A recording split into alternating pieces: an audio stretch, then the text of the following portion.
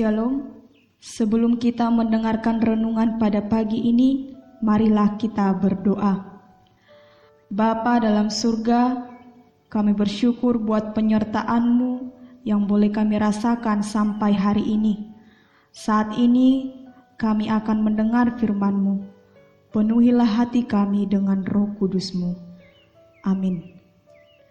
Saudara yang terkasih, renungan kita pada pagi hari ini tertulis di dalam Yohanes 13 ayat 5. Kemudian dia menuangkan air ke dalam sebuah basi dan mulai membasuh kaki murid-muridnya, lalu menyekanya dengan kain yang terikat pada pinggangnya itu. Di bahasa Batak didok, diusehon ma'ai tu sabong, dungi diburi mepatni akka siseanna, diapusi madohot basahanna, tinapolhon nai. Menjadi seorang teladan berarti ada sesuatu yang dapat ditiru atau dicontoh, baik itu dari cara berpakaian, tindakan, perilaku, dan pemikirannya. Seorang teladan harus mampu memberikan contoh yang baik untuk menginspirasi orang lain.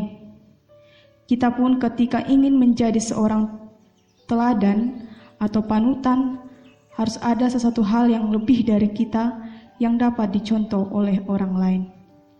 Dalam hidup orang Kristen, yang sering menjadi teladan adalah Yesus Kristus. Yesus menjadi teladan yang patut ditiru oleh manusia, terutama tentang tindakan-tindakan Yesus yang di luar pikiran manusia. Sama halnya dengan renungan kita hari ini, Yesus membasuh kaki murid-muridnya. Biasanya yang melakukan pembasuhan kaki adalah seorang hamba kepada tuannya. Sedangkan Yesus adalah sebagai guru membasuh kaki murid-muridnya. Sehingga tindakan yang dilakukan Yesus membuat reaksi para muridnya terkejut. Bahkan salah satu muridnya, Petrus, merasa tidak pantas dan enggan jika Yesus membasuh kakinya. Yesus melakukan pembasuhan kaki sebagai tanda bahwa betapa besar kasih-Nya kepada mereka. Bahkan Ia rela melakukan pekerjaan yang dianggap hina pada saat itu, juga memberikan gambaran tentang pengorbanan dirinya di kayu salib. Tindakan ini menjadi bukti nyata bahwa Yesus benar-benar mengasihi mereka, atau kita bukan hanya sebatas perkataan saja. Yesus mau merendahkan hatinya dengan menunjukkan sikap teladan yang perlu ditiru oleh muridnya dalam hal melayani. Tindakan Yesus menyampaikan kebenaran bahwa Tuhan Yesus menginginkan agar muridnya saling melayani dalam kerendahan hati. Mereka diutus untuk melayani, bukan untuk dilayani. Pemikiran lebih unggul atau dihormati dalam pelayanan adalah hal yang bertentangan dengan ajaran Tuhan Yesus. Para murid yang berusaha menempati posisi terbaik, justru Yesus mengambil posisi yang rendah pada saat itu.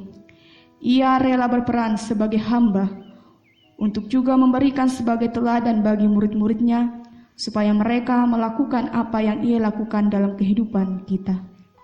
Ia rela memberikan dirinya untuk dunia yang penuh dengan dosa. Untuk itu, marilah kita merenungkan tindakan Yesus yang mau melakukan pekerjaan yang dianggap rendah untuk menyelamatkan manusia dan menjadikan dia teladan sebagai orang yang mau merendahkan hatinya. Kita berdoa. Terima kasih Tuhan Yesus buat kasih-Mu yang besar melalui pengorbanan-Mu di kayu salib. Ajarkan dan tuntun kami untuk meneladani-Mu dalam kehidupan kami dan mau merendahkan hati kami dalam kehidupan kami setiap hari. Dalam Kristus Yesus kami berdoa. Amin.